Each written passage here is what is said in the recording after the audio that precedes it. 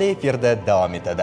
Alina, bilasizmi, dunyodagi eng foydali transport turlaridan biri bu tabiiyki velosipeddir, chunki u birinchi navbatda havoni ifloslantirmaydi. Inson sog'lig'iga foydali va uni pluslarini sanaydigan bo'lsak, menimcha faqatgina yaxshi ro'yxat bizda paydo bo'ladi. Albatta, shu bois ham Birlashgan Millatlar Tashkiloti tomonidan 3-iyun velosipedlar kuni deya e'tirof qilindi.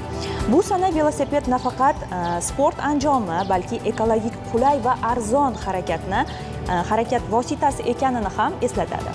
Qiziq tomoni, velosiped deyarli 2 asrdan buyon insoniyatga xizmat qilib kelmoqda va u ko'plab shaharlarda u yerdagi tirbandliklarni yo'q qilishda, insonlarning salomatligini yaxshilashda ancha yillardan beri xayrli xizmat qilib kelmoqda. Velosiped haydash oddiy ko'rinishi mumkin, ammo uning ortida katta g'oya bor. Faol hayot, toza havo va tanamizning sog'lomligi, tabiat ehtiyotkorligi ham. 3-iyun Butunjahon velosiped kuni munosabati bilan tayyorlangan lavhamiz shu haqda birgalikda tomosha qilamiz. Marhamat.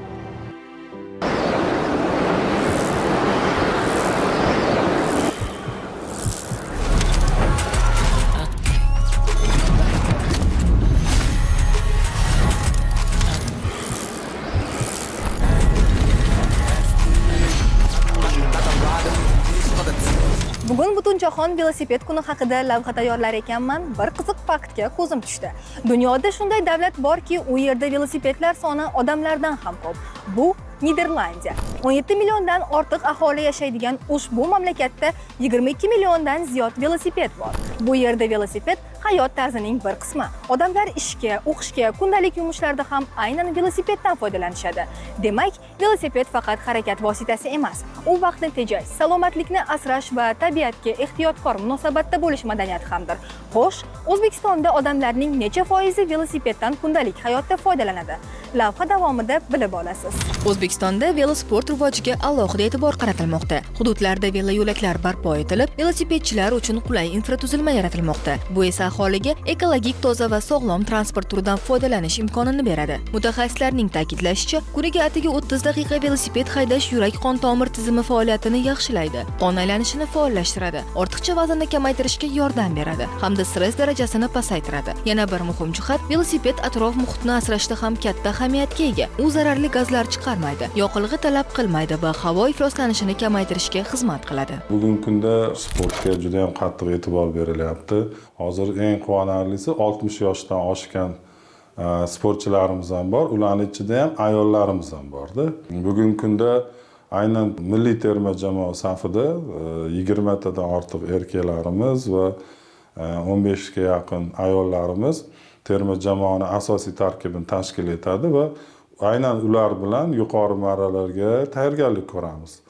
Undan keyingi yosh toifasidagilar, misol uchun yoshlarimiz, o'smirlarimiz, bular bizga kelgusida kelajak zaxiramizni mustahkamlab boryapti. Ayollarimiz bilan erkaklarimiz teng miqdorda shug'ullanishyapti va marafonlarda ishtirok etishyapti. Terma jamoaning ro'yxatiga qarasangiz ham erkaklarimiz qancha bo'lsa, ayollarimiz ham xuddi shuncha. Xalqaro arenalarda erkaklarimiz erishayotgan natijadan ayollarimizniki ham qolishmayapti. Xudo xolasa tengma-teng harakat qilinyapti. Bu yilning hisobiga mana eng katta kompleks musobaqamiz sentyabr oyida Osiyo o'yinlari bo'lib o'tadi va albatta undan keyin jahon chempionati va kelgusida 2028-yil Los-Anjelesda bo'ladigan Olimpiya o'yinlariga bugungi kunda shug'ullanib turgan sportchilarimiz bilan puxta tayyorgarlik ko'rib, litsenziyalarni qo'lga kiritishga harakat qilamiz. Yurtimiz hududlarida, viloyatlarda velosportni rivojlantirishga qattiq e'tibor qaratilgan. Har bitta viloyat markazida velo yo'laklarning tashkil etilishi, har bitta viloyatda o'sha velosportchilarga alohida har yili avtotransport mashinalari yoki velosipedlarni viloyat hokimliklari tomonidan taqdim etilishi bu hududda albatta velosportni rivojlantirishga, ularning ichidan o'sha yangi nomlar, yangi yoshlarni, qizlarni shu sportga kirib kelishiga katta yordam beradi. Yaratilgan sharoitlar uchun, velosportga berilayotgan e'tibor uchun shaxsan hurmatli prezidentimizga kattakon minnatdorchilik bildiramiz. qiziqarli statistikaga e'tiboringizni qaratamiz. Bugungi kunda dunyo bo'ylab 1 milliarddan ortiq velosiped mavjud. Ayrim Yevropa davlatlarida esa aholining 30% dan 50% gacha bo'lgan qismi kundalik qatnovlarda aynan velosipedni tanlaydi. O'zbekistonda ham bu yo'nalishga qiziqish kundan kunga ortib bormoqda. O'tkazilgan so'rovlarga ko'ra, fuqarolarning qariyb 7% kundalik hayotda velosipeddan foydalanadi. Eng qizig'i, respondentlarning katta qismi qulay infratuzilma yaratilsa, velosipedni asosiy transport vositasi sifatida tanlashga tayyor ekani bildirilgan. Velosiped hayotimni ajralmas bir tarziga bo'lagiga aylangan deb bemalol ayta olaman. Mashinadan ko'ra velosiped minishni yaxshi ko'raman. Мне сейчас 73 года. Hozir men 73 yoshdaman. Velosiped sporti bilan qariyb 40 yildan beri shug'ullanaman. Har kuni velosipedda 50-70 kilometr masofa bosib o'taman. Lekin yoshim tufayli men yuqori natijalarni ko'rsatishga intilmayman. Velosipedni asosan sog'lig'im va zavq uchun haydayman. Velosportga kirib kelishim sabab sog'lik tufayli. Mana shu velosiped orqali men tuzaldim. İlk bor qatnashgan musobaqam O'zbekiston bilan Qozog'iston do'stligi oralig'ida tuzilgan veloprobegga qatnashdim. Toshkentdan Shimkentga 110 kilometr, u tomonga 110 kilometr, 220 kilometrda.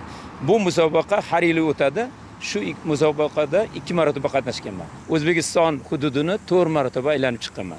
Ya'ni bu eng olis yurish 2015-yildan boshlangan. 2015-yildan beri mana 11 yil bo'libdi. 26-yilga qadar juda ko'p joylarni men bosib o'tdim.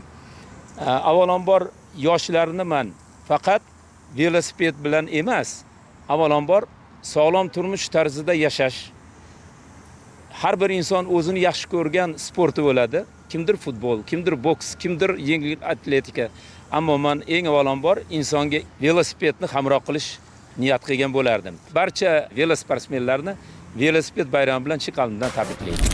Bugungi kunda velosport nafaqat professional sportchilar, balki turli yoshdagi havaskorlar orasida ham tobora ommalashib bormoqda. Ayniqsa sog'lom turmush tarziga qiziqayotgan o'rta va katta yosh vakillari orasida velosiped haydash kundalik odatga aylanmoqda. O'zbekistonlik velosportchilar esa Osiyo va jahon miqyosidagi nufuzli musobaqalarda muvaffaqiyatli ishtirok etib, xalqaro maydondagi yutuqlarini yil sayin ko'paytirmoqda. Sportchilarimiz Osiyo chempionatlari, jahon kubogi bosqichlari va boshqa yirik xalqaro turnirlarda mamlakatimiz sharafini munosib himoya qilmoqda. Balki bugun biz ham manzilimiz sari avtomobilda emas, velosipedda yo'l olishni tanlarmiz. Sog'lom turmush tarziga qadamni aynan o'zimizdan boshlaylik.